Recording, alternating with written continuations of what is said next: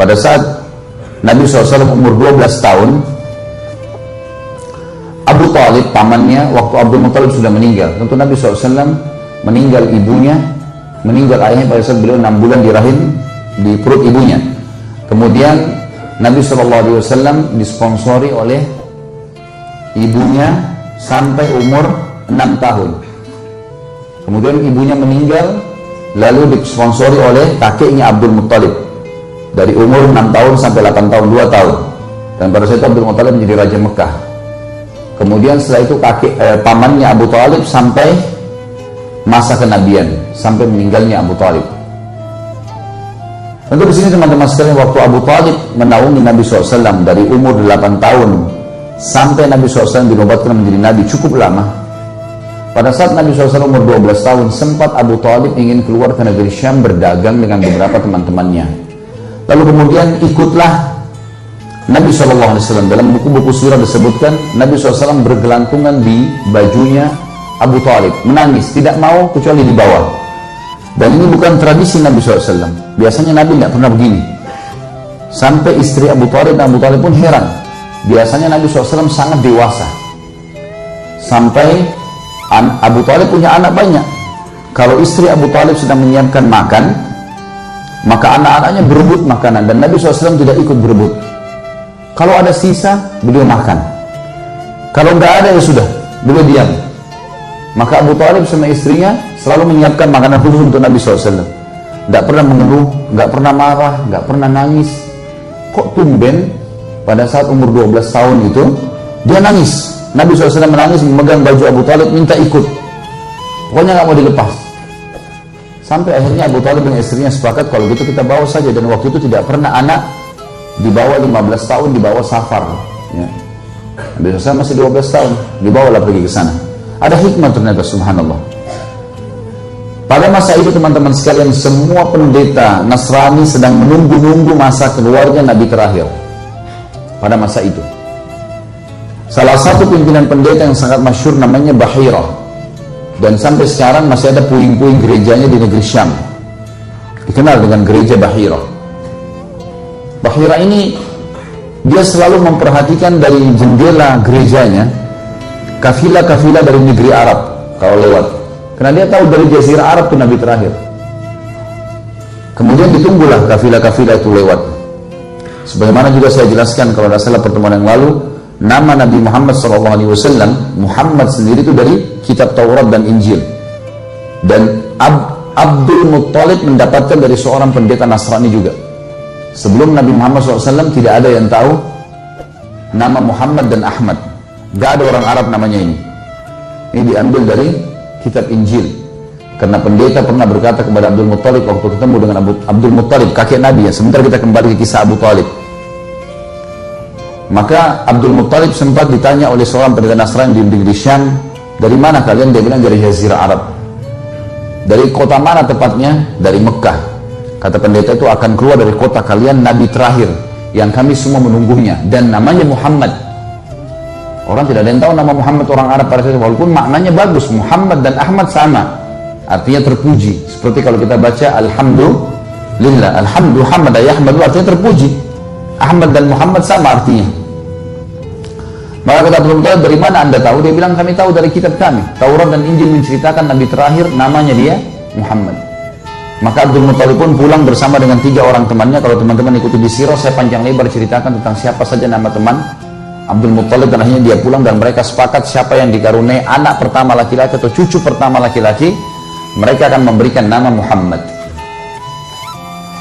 Dan pada saat itulah yang paling pertama menemukan cucu adalah Abdul Muttalib, dan beliau memberikan nama Muhammad.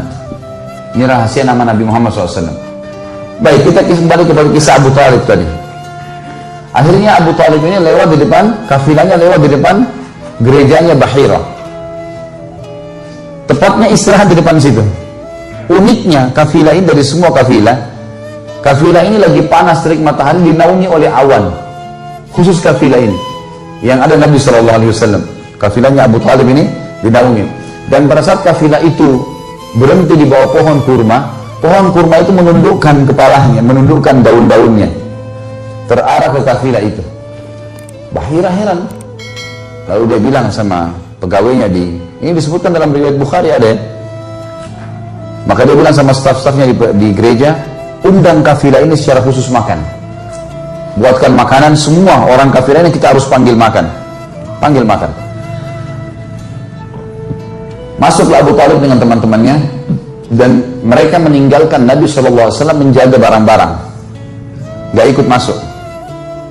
Bahira waktu hidangkan makan, orang-orang Arab ini pada makan semua, mereka tidak tahu kenapa diundang. Bahira melihat muka satu persatu, gak ada ciri yang dia mau cari. Dia tanya, masih ada nggak dari orang kafir yang tidak ikut? Kata mereka masih ada, anak kecil, kami tinggalkan di luar. Kata Bahira, izinkan saya ketemu dengan dia? Kata mereka, silahkan. Pergilah Bahira bertemu dengan Nabi SAW. Lalu dipanggil Nabi SAW masuk ke dalam. Yang paling pertama Bahira lihat adalah ciri-ciri fisik. Karena dalam Taurat dan Injil disebutkan secara detail, alisnya seperti busur panah, warna hitam, kulitnya putih, pipinya kemerah-merahan, kemudian rambutnya berombak, dan yang paling ditekankan adalah di pundak sebelah kanannya ada tanda kenabian. Itu seperti gumpalan daging berwarna merah. Semua nabi punya ini. Semua nabi punya ini. Di pundak sebelah kanan ada tanda seperti daging yang menggumpal lalu dikelilingi dengan bulu yang lebat. Tapi ini hanya untuk nabi. Maka Bahira bertanya kepada Nabi SAW di umur 12 tahun. Pertanyaan pertama yang dilemparkan kepada Nabi SAW, dan ini paling gampang untuk memancing orang ini penyembah berhala atau tidak. Orang-orang Mekah sangat menghormati dua patung besar, namanya Lat dan Uzza. Ini patung besar sekali, sampai kalau orang berdiri di bawahnya patung itu, dia cuma terlihat 1/10 dari patung itu. Jadi besar sekali. Dan setiap orang-orang Quraisy kalau bersumpah atas nama Lat dan Uzza takut kualat, pasti jujur. Begitu keyakinan mereka. Jadi kalau orang Quraisy sama itu ditanya, saya tanya kamu atas nama Lat dan Uzza, pasti dia jujur, ketakutan kualat. Maka Bahira bertanya kepada Nabi SAW, hai anak kecil, saya bertanya kepada kamu atas nama Lat dan Uzza, jujurlah. Saya mau bertanya. Jawaban Nabi SAW, jangan kau sebutkan dua nama berhala itu, karena saya tidak menyukai keduanya. Belum pernah ada orang Quraisy begini nih. Bukan cuma sekedar menolak, tapi memastikan berhala dan membencinya. Bahira heran. Lalu kemudian Bahira mengatakan, hai anak kecil, apa kau izinkan saya melihat pundakmu? Karena Nabi SAW silahkan. Dibuka pundaknya, ditemukan tanda kenabian, namanya alamat nubuwah. Begitu melihat, Bahira langsung mencium tanda kenabian Nabi SAW, kemudian memeluknya sambil mengatakan, kaulah orangnya. Ini riwayat sahih. Lalu Bahira membawa Nabi SAW masuk ke dalam. Tradisi orang Arab Quraisy pada saat itu, aib, memalukan kalau anak kecil ikut makan sama orang besar.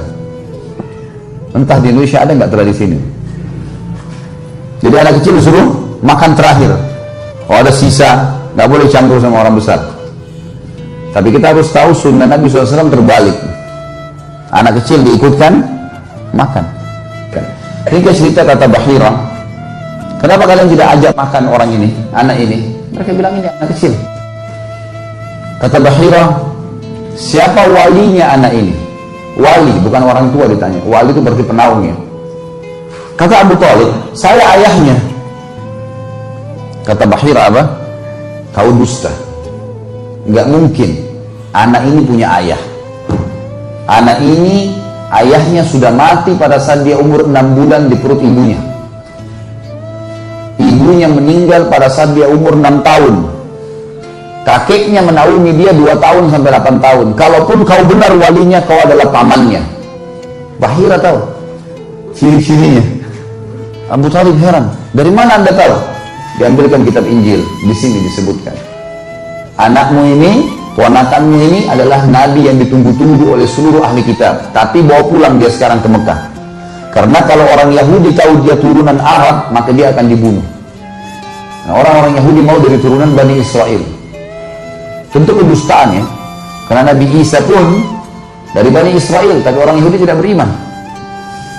Itu kebohongan, tapi begitulah akhirnya Abu Talib membawa pulang Nabi SAW ke Mekah dalam kondisi ketakutan.